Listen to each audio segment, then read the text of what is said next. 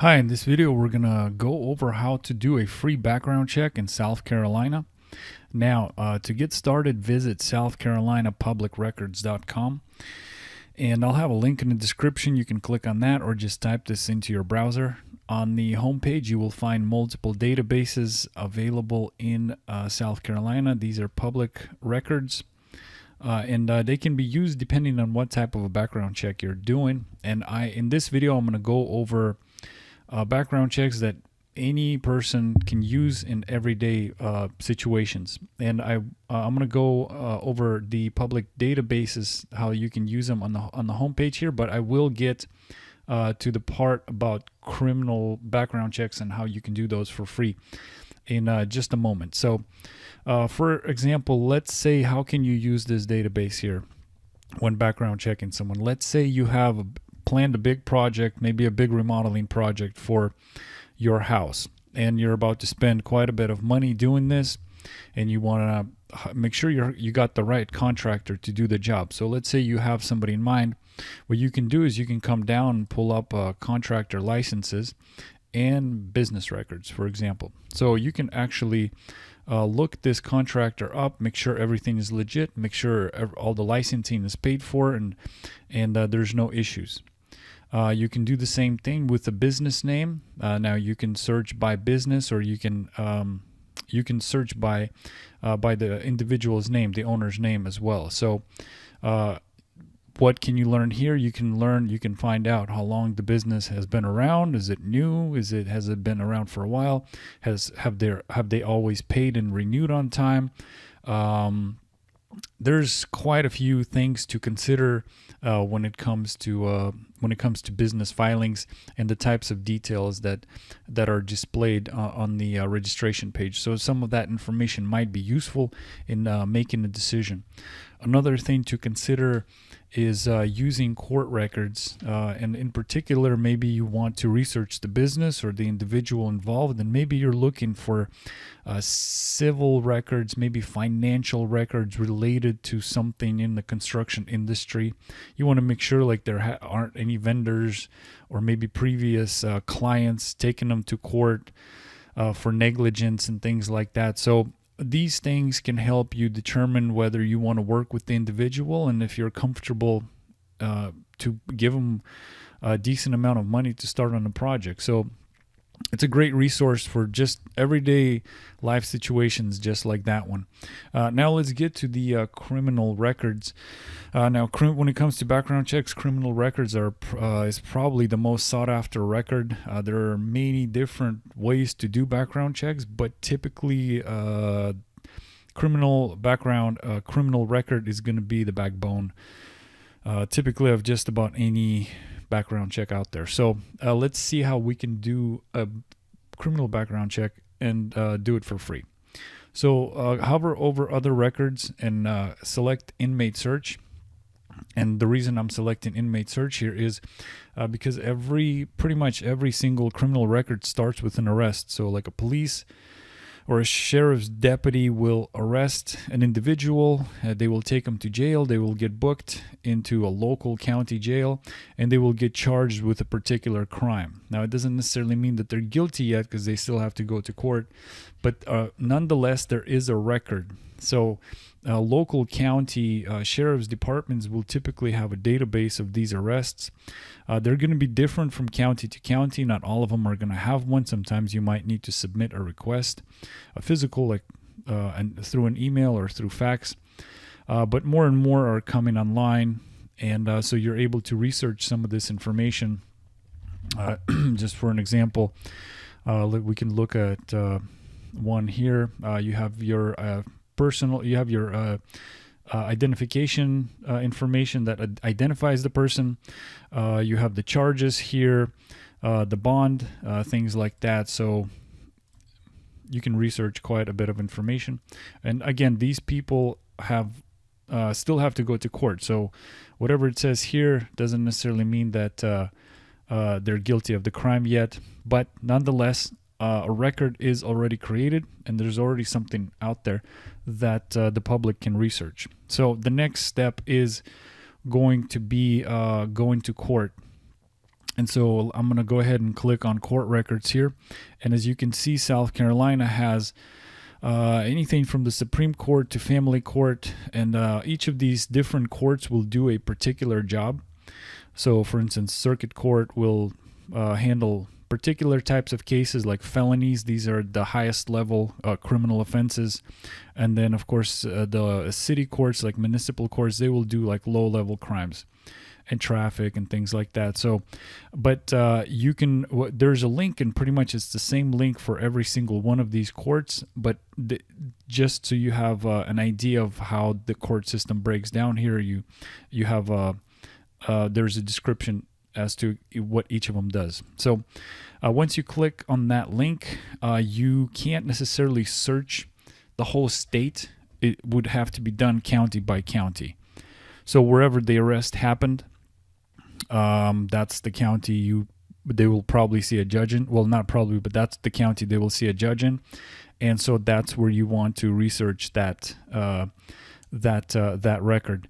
If you are not looking at arrest records, if you just want to research somebody's criminal past just using court records, you just research the county that they live in, maybe a county that they work in, and maybe even the counties around those counties to make sure you're covering all your bases. So I'm just going to go ahead and select the county here. And for some of these, if you like, you can do the research for free. But if you want, well, I'm just going to go ahead and just do a search to show you how it works. So go ahead, click accept. And what we're going to do is we're going to narrow it down to just, if you click on case type, you can just narrow it down to, let's just do criminal. Maybe you do want to look at civil and other things like that, but just for this situation, let's just do criminal.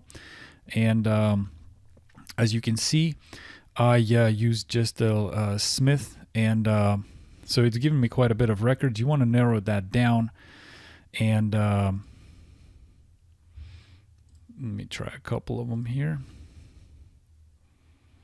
And it's taking a little bit of time here to show up. Okay, so here's one, and yeah, this first one is not showing up for some reason. Let me try another one.